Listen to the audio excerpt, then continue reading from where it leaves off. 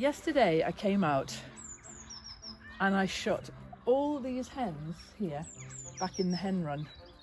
1, 2, 3, 4, and I've only got 8 hens, so they're getting out somewhere. It's a beautiful day, and so I'm going to come and have a look around the garden, which has not been looked at all winter long. It's a proper mess, so I'm just embarrassed to show you actually, but we'll have a little look. It's just starting to wake up now for proper spring now. So where should we start? Let's I tell you what, we'll start down here and I'll put these hens away. Come on, hens. Come on, girls. Chick, chick, chick, chick, chick, chick.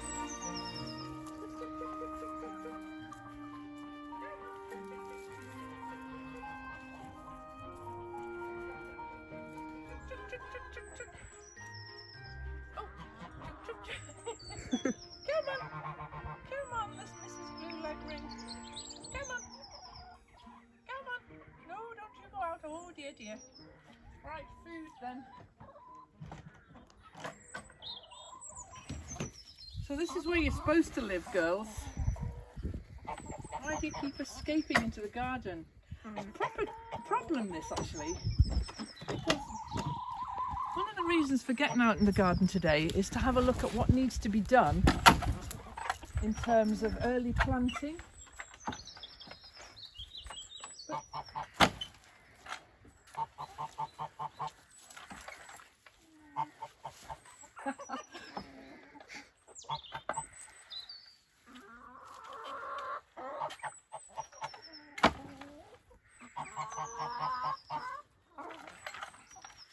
But there really isn't any point in planting anything until I can contain the hens. So there has to be a plan. Now, Dad gave me the raspberries. Let's go around and have a look at the raspberries.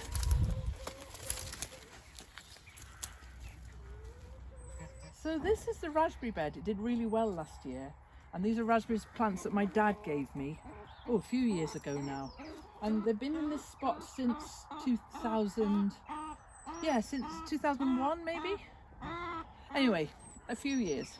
And they're autumn fruiting raspberries. What has to happen is, at the beginning of every season, I know it looks brutal, but you've got to cut them all down to within an inch of the ground. So that's what I'm going to do. Every spring my dad would phone me up and say, have you cut down your raspberry canes? Because he's got the same variety. And I haven't, so I'm about to do it now. So I'll just motor through this then. Won't take long.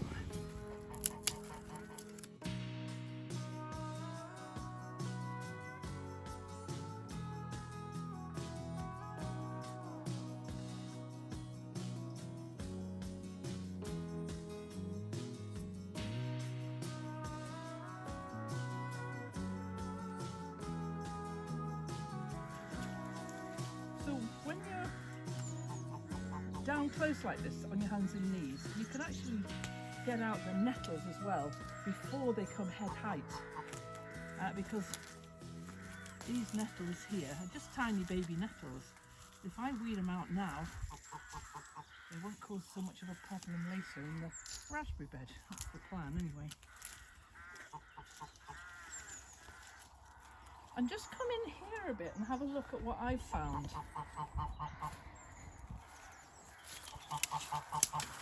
Look, I planted 3 different rhubarb, new rhubarb crowns a year ago, and the third one's here somewhere, but it hasn't appeared. But these 2 are really looking good, aren't they? And you couldn't see them for raspberries, but now we've got a bit of rhubarb coming. So I could put a big pot over that and get really nice, forced, thin, beautiful, tasty stalks of rhubarb for the early season. And I might do that because they do taste better. So I might force one and not force the other, because if you force rhubarb, you should rest it the year after. So force one and rest, and so that next year I can force the other one, if there are only going to be two here. There should be a third one here. That might be it there. We'll see. I got 3 varieties last year. So we'll force one and leave one alone. And then next year I'll reverse that. Let's just get on and finish these raspberries.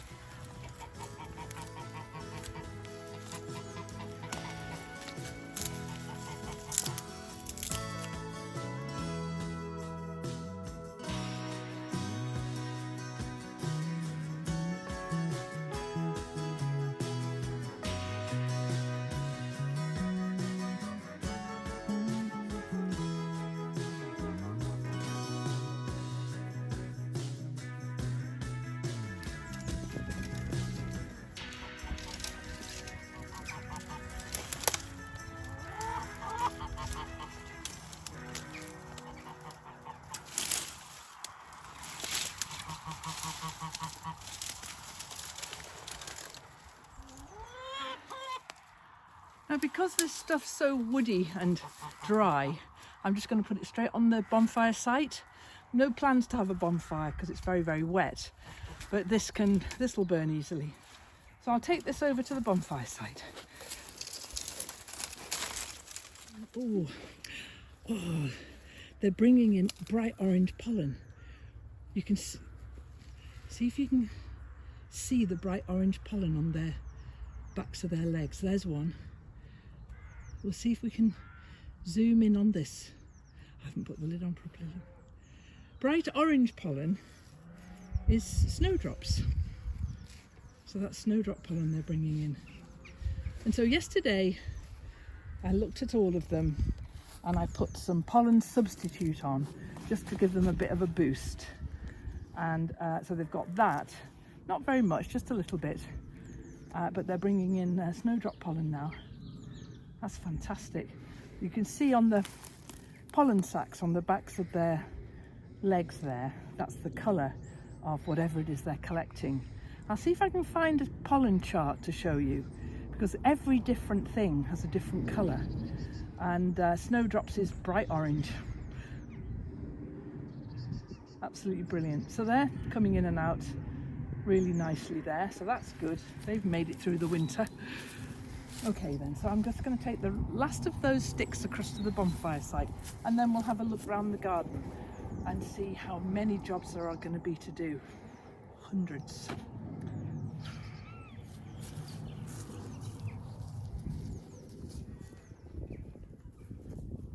Over here I want to show you.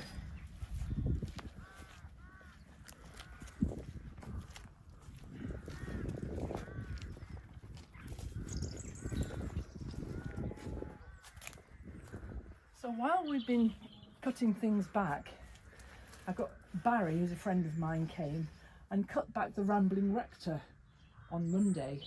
It was growing right up into the gutter, right across my window and all the way along the top of the shed and onto the flat roof.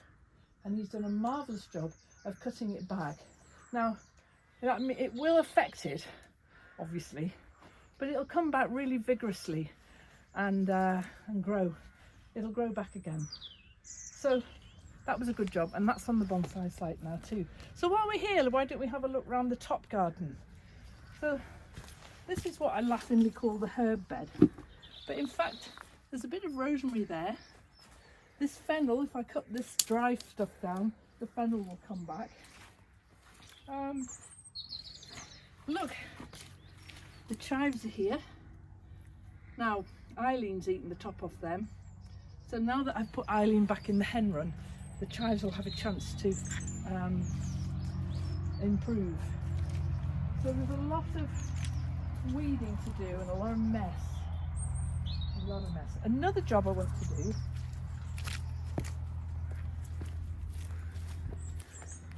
this is my little Buddha garden here, and here in this little bit, which is very weedy, but these are those beautiful perpetual cornflowers here just coming through in 3 different colours. So I might, that's a job, come out and weed through that. But the other thing that I need to do, a few years ago, I put this little willow fence around my little Buddha garden, and Willow does what Willow always does, and this needs to be cut back or woven in. So I might do a little bit of that now. As soon as I've got muddy knees, I might as well carry on with muddy knees.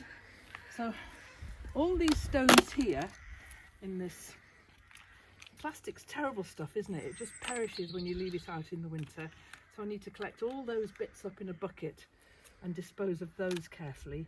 But all these stones here, once I've weeded through here, I'll put them back in here. So two things here. I can either cut the willow back, or what I may do, because it's beautiful colour, this lovely greeny red, I can actually weave it back in.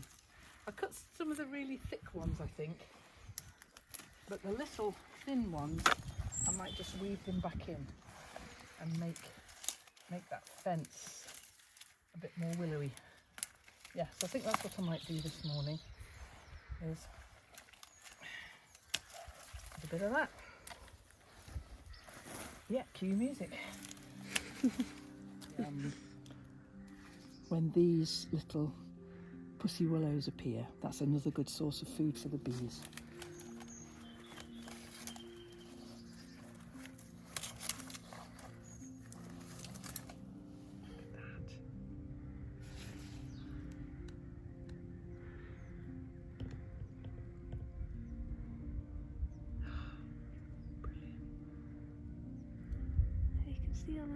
On her leg.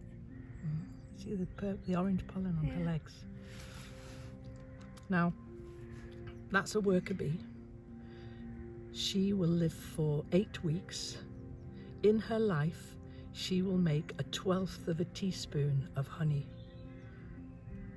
Isn't that mad? Crazy. Look at that. You can see her wiping it onto her pollen sacs.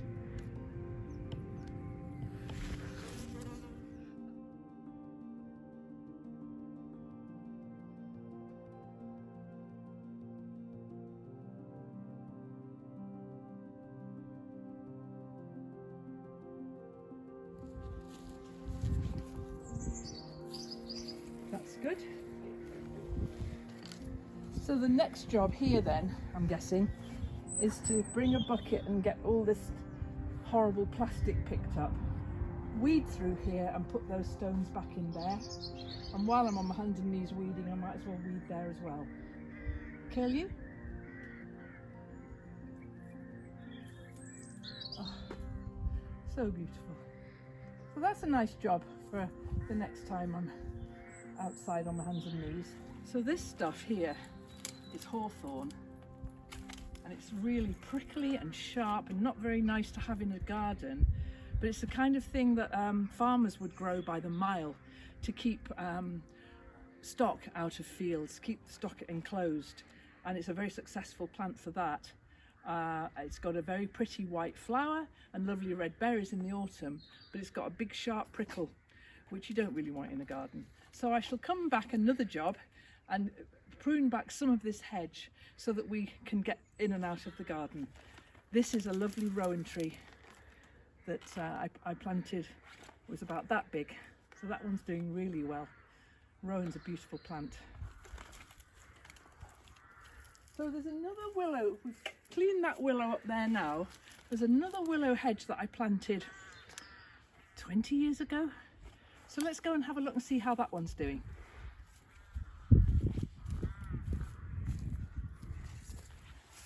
But just as we're walking past, we could just put our nose in the polytunnel, which needs a properly good clean out. So that's Miss Elizabeth or Miss Abigail, one of the two. And you need to be in the hen run. So all these dead tomatoes need to come out, and a lot of weeding. We need to come through here. Can you see that spiky thing back there? That will just show you just how very damp and wet it is down here, because those are reeds. And where we're going now to look at this willow hedge is in what I call the front woods. Completely sodden, completely wet and full of reeds. So I'm going to show you the willow hedge that I made 15-20 years ago.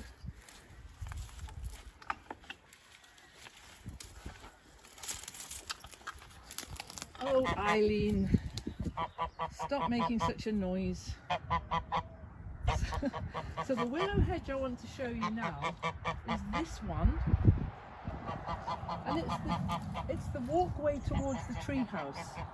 And I planted this one, well, you can see, can't you, by the size of that trunk there. This went in as a tiny thin twig, so this is a long time ago. And every spring I come down here and all the new growth, I tie knots in there. So let's look at some of the really old knots. This one, I must have tied that one 10 years ago, and it's grown in. And look up there as well, there are knots all over. So what I do in the springtime, I come back down here and tie some more knots. So the way that I do that is I'll find a nice long piece of new growth. This is lovely green new growth. And if I bend it like that, then it shouldn't crack. It has cracked a bit, but that'll still come back okay. And then tie my knot in there. The tree doesn't seem to mind. And then just tie that round and round, and that'll just grow in a knot. Now, this is not my idea. I got this idea from a hedge I saw years ago that was completely thick with knots. And the story goes, I don't know whose hedge it was, but the story goes that this man would tie a knot for every trouble he had. Every time he had a trouble, he would come and tie me with a knot. Whereas I think we'll reinvent that, because I haven't got any troubles. We'll just say every time I feel a bit joyful, I'll come down here and tie a knot. There we go, so that one's there. And then in a few years' time, it'll look like this. There's some great ones. Some of them are dying a bit. So that's another job that needs to be done. And when I'm out in the garden like this, Sadie's never far away. She loves to follow me around. Okay, so I'm going to tie a few knots then, guys. It's a good big one.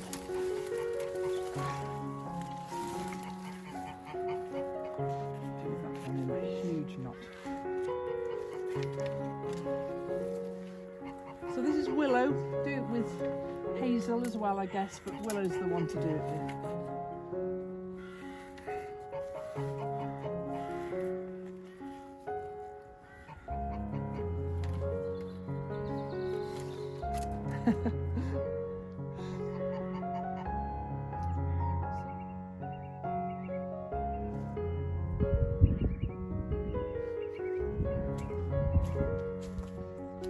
Come on, Sadie, you coming in, Norma? Come on.